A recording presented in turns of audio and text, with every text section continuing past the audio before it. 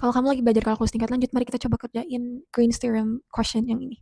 Nah, soal ini kita mau cari integral garis di medan vektor f di R, di mana medan vektornya itu kita definisikan sebagai kuadrat x kuadrat, ini p-nya, ini q-nya gitu ya.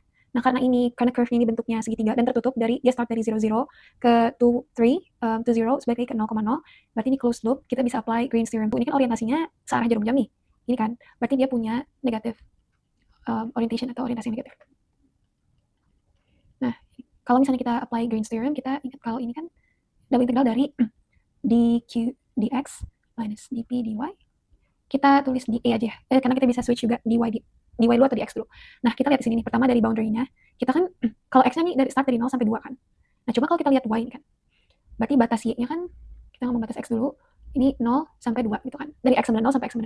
Cuma kalau kita ngomong batas y ini kan start dari 0 sampai ke atas itu adalah sebuah garis lurus gitu, berarti kita harus cari tahu dulu nih persamaan garis untuk garis yang miring ini gitu.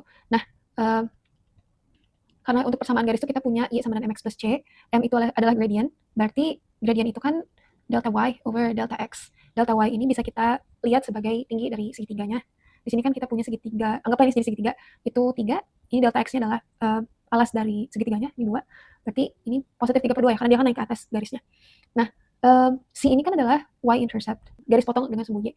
Nah, karena di sini berpotongannya di 0, berarti c-nya, y-intercept itu 0, berarti persamaan garis tersebut adalah 3/2x aja. Nah, karena kita udah tahu nih batasnya tuh 0 sampai 2, batasnya 0 sampai 2 dan 0 sampai 3/2x, kita bisa fokus sekarang cari dq dx dan dp dy. dq dx-nya itu turunan dari x kuadrat, yang mana ini jadi 2x. Untuk dp dy kita punya turunan y kuadrat terhadap y yang ini, 2y aja berarti. Udah, berarti kita tinggal integralkan.